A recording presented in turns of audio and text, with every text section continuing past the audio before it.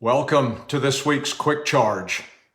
Over the past several weeks, we've explored a valuable life lesson, which simply says there is always something competing for our attention, a spiritual contest over what we look at and over what we put our focus. We've discovered that our enemy wants our attention more than anything else that we have. His strategy is to fully capture our attention without us ever realizing it. And he has good reasons for carrying out that strategy against us. One of those reasons is whatever has my attention has full access to all of me. It's given a full entrance where it becomes an open door in my life. Whatever I choose to attend to will become part of me. Another reason for this strategy is that whatever has my attention has me. What has my attention has my honor and my worship. It will always be first and front and center, occupying the place that belongs to God alone.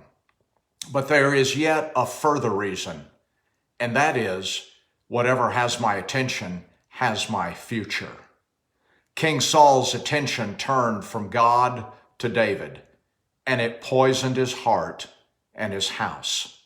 David's attention was captured while on the roof of his house, and it ultimately brought the sword upon his family and his generations. In King Solomon's house, the Bible says there were over 1,000 women who were all competing for his attention, and they literally divided his attention, fragmenting his focus, which resulted in a divided kingdom.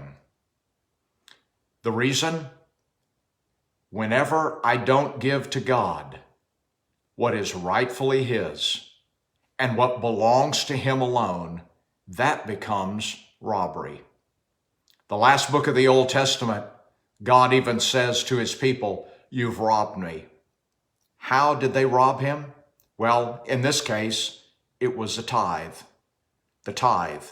It belongs to God, but it's given to me by God to be given to God by me. So if I keep or give away what is his, I rob God.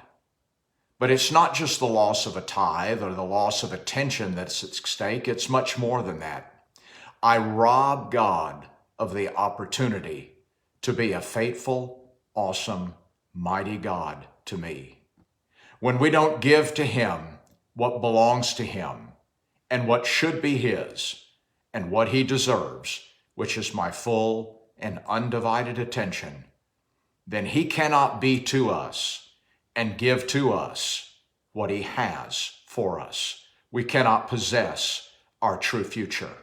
I can't withhold and take from him with one hand and expect him to fulfill and bless and satisfy my other hand. So where my attention is now, that affects my future. My attention determines my destiny and my outcome.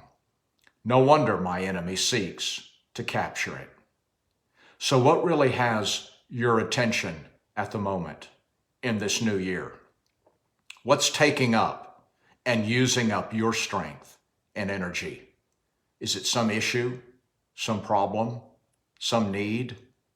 Maybe it's a hurt or wrong, an offense, or maybe a fear, a concern, or even an impossibility.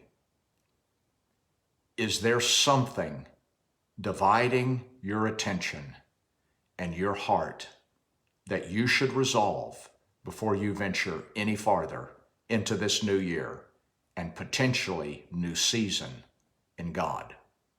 It all simply begins by coming to Jesus where you are, by offering all that you are to him and all that you aren't to him, no matter how bruised, broken, or bound you might feel. Turn your eyes upon Jesus and look fully into his wonderful, smiling face. You'll never regret doing that. Join me next week for another quick charge. God bless.